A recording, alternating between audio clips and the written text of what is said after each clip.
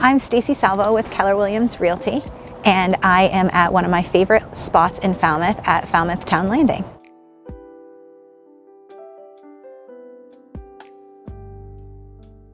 Yes, I grew up in Maine. I grew up on Sebago Lake, and now I live here in Falmouth with my young family. I have a 2-year-old and a 4-year-old, and we love it. I think I have a true appreciation of the Maine way of life, being that I've lived here almost all of my life. I would say I had an ideal childhood. My husband usually jokes that my childhood was like this incredible childhood, which I think it was. I grew up on Sebago Lake, so we spent a lot of time jet skiing and boating in the summer, and I grew up ski racing, so a lot of skiing in the winter and snowmobiling and sledding, and it was just such an amazing place to grow up that I knew I really wanted that for my own family when I had children. And my husband is from the Boston area, so he had a totally different type of upbringing than I had, being more in the city, and I think this has been a draw for him as well to kind of try something new and sees the benefit of raising our kids here.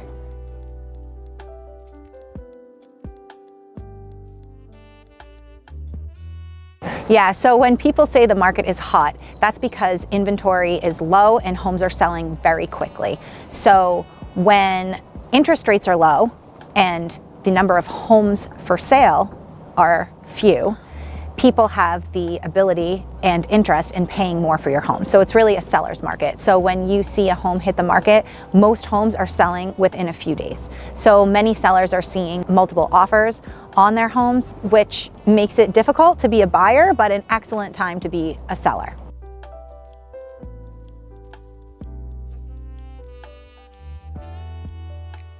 I think as you start to see interest rates climb a little bit, prices will naturally soften, but going into the summer, it's definitely still going to be a seller's market. It's impossible to predict exactly what will happen come the fall or the winter. I think most people anticipate that this market will not last forever. People are flooding to Maine. People want to be here because it's a beautiful place to live. It's safe. The COVID numbers are low, and eventually that is going to soften as things kind of even out, I think, nationwide and hopefully locally as well.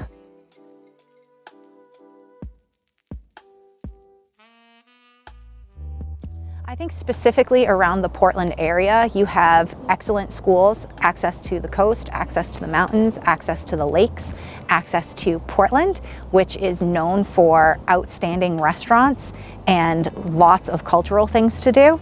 In addition to that, you have easy access to the airport. You're only 2 hours from Boston, and to be able to be in a coastal, small, rural type of town like Falmouth with only a 10-minute drive to be in downtown Portland, that's something that a lot of people want because it's an incredible type of lifestyle. You have a very rural, laid-back lifestyle with also easy access to the more metropolitan area of Portland.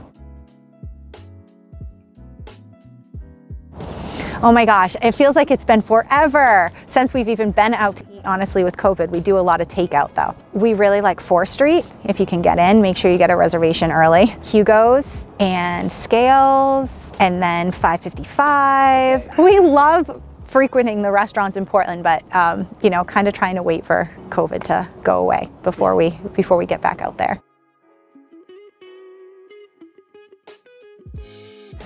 That's a great question. I think a lot of people come here for a vacation and never want to leave. And I think people dream of this Maine lifestyle, and I've heard so many people that vacation here say, I would love to live in Maine if I could work there. If I could somehow figure out how to do my job in Maine, I'd be there in a second. And so since so many more people are working remotely now, and COVID has caused a lot of corporations to reevaluate how they are using their workforce and allowing people to work remotely, I think a lot of people feel that their companies may allow them to work remotely long term, and that they can now fulfill their life and want to finally be able to make a choice that's driven by the life that they want and not the job that they have to have.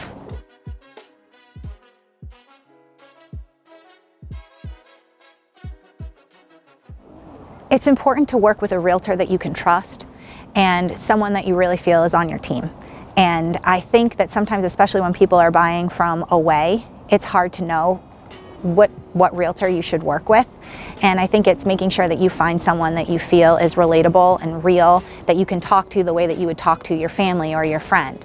I've heard family members in other states call and say, hey, I wanted to tell my realtor that I want to push out when I'm buying, or I'm going to change the price range, or whatever it may be. How do I tell them that? What do I say? And my first question is, are you working with someone you're not comfortable telling that to? Well, no, I want to make sure that I'm telling them the right thing. And my thought is always, just tell them. Your realtor is on your team. Your realtor should be aligned in the goals that you want to achieve. They're there to advocate for you, but they're doing it in a way that works for you and your family. So make sure that you're finding someone that you feel like you can talk to, like they're a friend, but you know is also going to have your back when it comes to negotiating and closing that deal, and being detail oriented to make sure that all of those details really are nailed down. Skiing. I love to ski and hike with my kids. I'm teaching my 4-year-old and 2-year-old to ski right now, so that's been a lot of fun. We love to hike around Mackworth Island, come to Town Landing, lots of picnic dinners. Love to do dinners downtown in Portland. We love taking the boat out to Diamond Island to have dinner out there, and there's just so many activities that we love doing: kayaking, boating.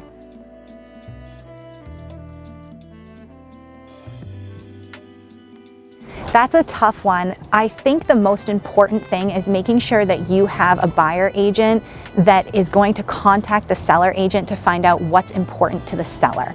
A lot of people are under the impression that the highest offer always wins, and that's not actually the case.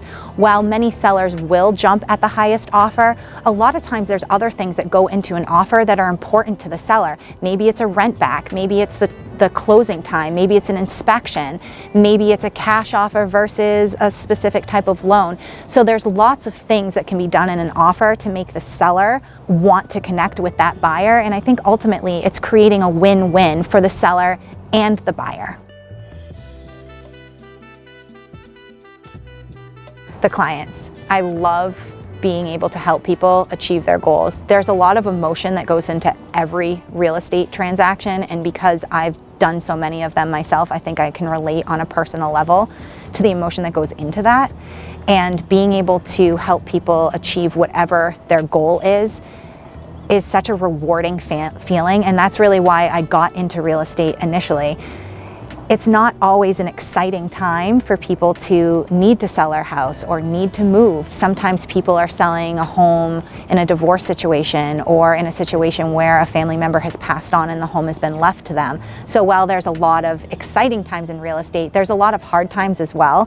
And I think it's really rewarding to be able to help people through that period in their life and manage not only the emotional journey, but be able to take care of all of the details that can feel stressful, to remove that stress from them during that emotional time in their life. You can follow me on social media at Sold with Stacy. You can reach out to me on my website, stacysalvo.com, or you can always email me at stacy@stacysalvo.com.